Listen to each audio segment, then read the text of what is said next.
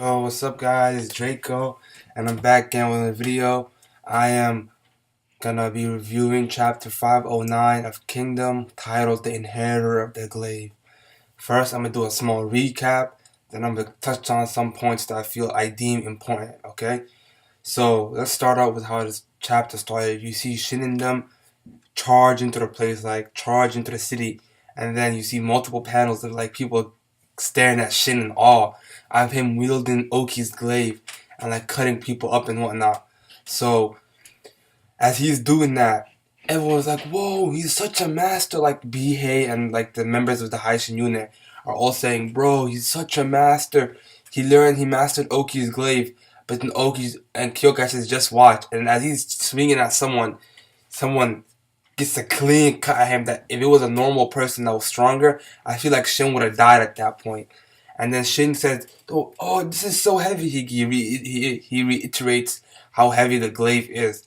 But then they were like, if we capture the lord of this city and take him down, we have effectively captured the Retsubi. And then you just jump to Ohan staring from a distance, and he's staring at the Retsubi with a flag of the Haishin unit on top of it, signaling that Retsubi has fell to Haishin unit and Yatanwa. And they even made a note to say that it was done in half a day. So this confirms that Yatanwa was right in our prediction by saying, "Hey, I'm gonna do it in half a day," which I find amazing. After that happens, right, the Haishin unit is like, "Well, we're done then." And Ten tells them, "No, we are not done yet. The hard part begins now. We have to start our fortification process of the city so someone just can't come and take it back just as quickly." So, as he was trying to make a plan how to do that, one of OUSEN's men rolls up right behind them and says, "Hey, you guys did well, but we will take it from here." OUSEN himself orders his men to investigate the city. And then you see Kanki, he's like, "What?" And they inform Kanki there's no more people left, they're all dead. And he's like, "Seriously?" You could tell that nigga wanted to do some rape and pillaging, bruh.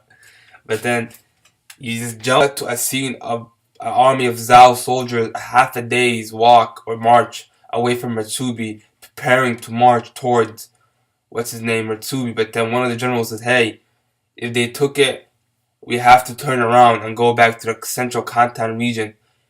He's like, "Why? Are you abandoning Retsubi?" It's one of the soldiers that asked him. But he's like, "No, this is all part of Riboku's plan."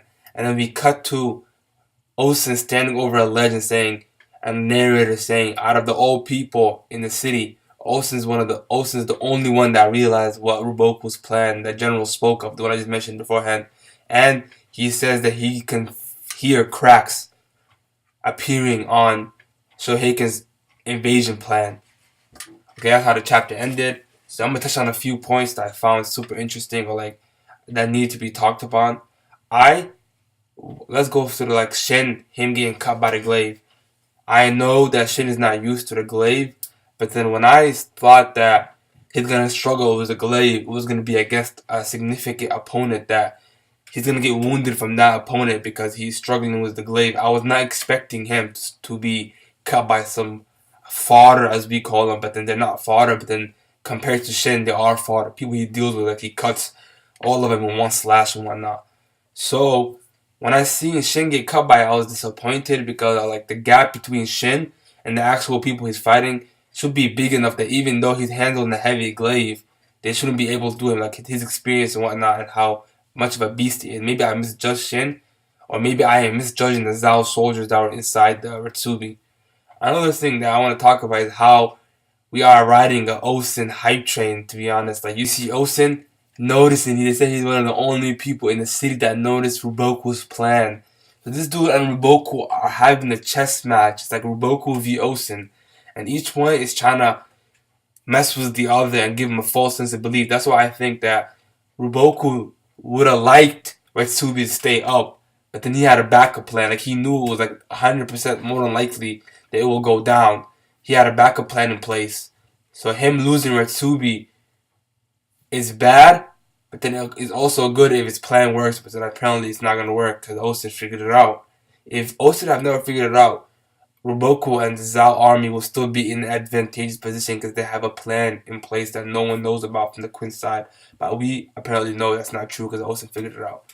And another thing I want to talk about is how Shoheiken's plan that he was taking a year. think about and like perfect, Roboku thought of a plan that would easily put base in it, and on top of that, Osen figured out Roboku's plan, and he also knew that Shoheiken's plan is not gonna work as well.